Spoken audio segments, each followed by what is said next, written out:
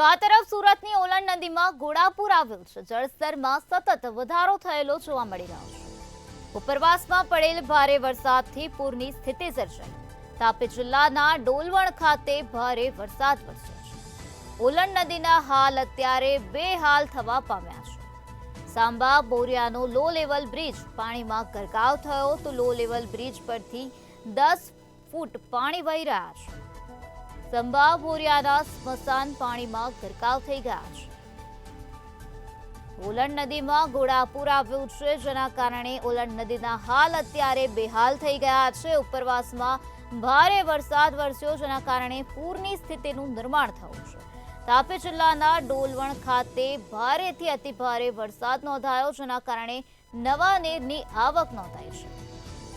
તો ઓલણ નદીના દ્રશ્યો સામે આવ્યા છે, જેમાં ઘોડાપુરની સ્થિતિ જોવા મળી રહી છે। નદી ગાંડી તૂર બની હોય તેવું લાગી રહ્યું છે, કારણ કે લો લેવલ બ્રિજ પરથી 10 ફૂટ પાણી વહી રહ્યા છે। તો સંબા બોરિયાના સ્મશાન અત્યારે પાણીમાં ગરકાવ થયેલા જોવા મળ્યા છે।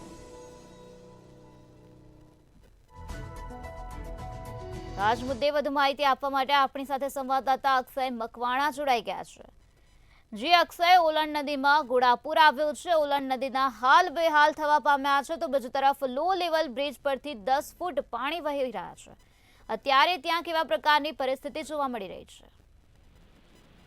જી ચોક્કસથી જે પ્રમાણે હાલ અત્યારે સુરતમાં જે નદીઓ જે છે તે નદીઓના હાલ બેહાલ થવા પામ્યા છે, અને ખાસ કરીને કહેવાય કે જે ઉપરવાસમાં તાપી જિલ્લામાં જે ભારે વરસાદ પડ્યો છે તેને લઈને હાલ અત્યારે ઓલણ નદીમાં જે છે તે ઘોડાપુરની સ્થિતિ સર્જાય છે। અને તાપી જિલ્લાના જે ડોલાણા ખાતે જે ભારે વરસાદને પગલે ઓલણ નદીના હાલ પણ અત્યારે બેહાલ થવા પામ્યા છે। અને આ જે નદીની અંદર પાણી જે પૂર જે છે તેના પૂરના પાણી મહુવા તાલુકાના જે સાંબા બોરિયાનો લો લેવલ બ્રિજ જે છે તે હાલ અત્યારે પાણીની અંદર ગરકાવ થયો છે।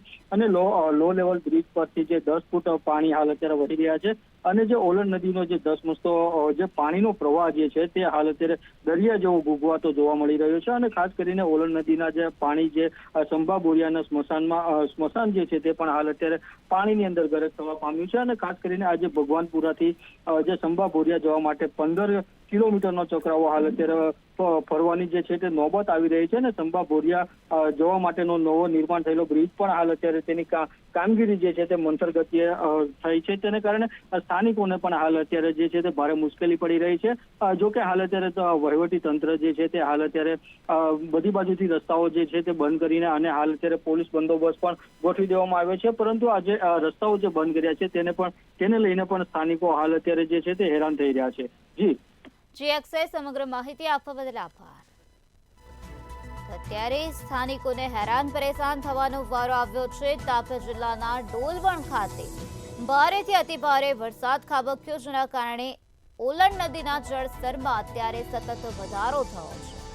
નદીમાં ઘોડાપુર આવ્યું છે, જેના કારણે લો લેવલ બ્રિજ પરથી 10 ફૂટ પાણી વહી રહ્યા છે। સંબા બોરિયાના સ્મશાન અત્યારે પાણીમાં ગરકાવ થઈ ગયા છે, તો લોકોને અત્યારે પારાવાર મુશ્કેલી વેઠવાનો વારો આવ્યો છે।